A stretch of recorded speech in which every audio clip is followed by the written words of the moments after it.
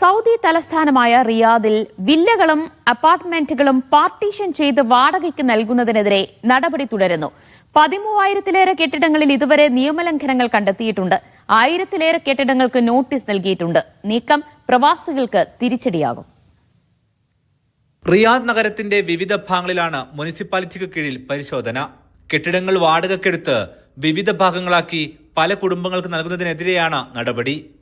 Licence ഇല്ലാതെ ഇത്തരം യൂണിറ്റുകൾ വിഭജിക്കുന്നത് നിയമലംഘനമാണെന്ന് മുനിസിപ്പാലിറ്റി വ്യക്തമാക്കി. സൗദി കുടുംബങ്ങൾ താമസിക്കുന്ന മേഖലയിലാണ് പരിശോധന പൂർത്തിയാക്കിയത്. ഇതുവരെ 26,000 കെട്ടിടങ്ങൾ പരിശോധിച്ചു. ഇതിൽ 12,900 നിയമലംഘനങ്ങൾ കണ്ടെത്തി. 1,300 കെട്ടിടങ്ങൾക്ക് നോട്ടീസ് നൽകിയിട്ടുണ്ട്. ഗുരുതര നിയമലംഘനമുള്ളവയിൽ പിഴയും ഈടാക്കി.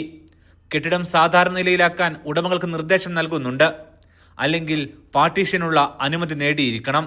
ഇതിനായി കെട്ടിടങ്ങളിൽ മതിയായ സൗകര്യവും വേണം. വില്ലകൾ, അപ്പാർട്ട്മെന്റുകൾ എന്നിവയെല്ലാം വരും ദിനങ്ങളിലും പരിശോധിക്കും. നിയമലംഘനം നടത്തിയവർക്ക് യൂണിറ്റുകൾ പഴയ നിലയിലാക്കാൻ നിശ്ചിത സമയം അനുവദിക്കും. പ്രവാസി കുടുംബങ്ങൾ ഉൾപ്പെടെ കുറഞ്ഞ വാടക നിരക്കിൽ ലഭിക്കാൻ പാർട്ടീഷൻ ചെയ്ത കെട്ടിടങ്ങൾ ഉപയോഗിക്കാറുണ്ട്.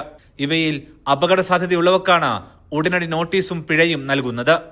Aftab Rahman, media 1, Riyadh.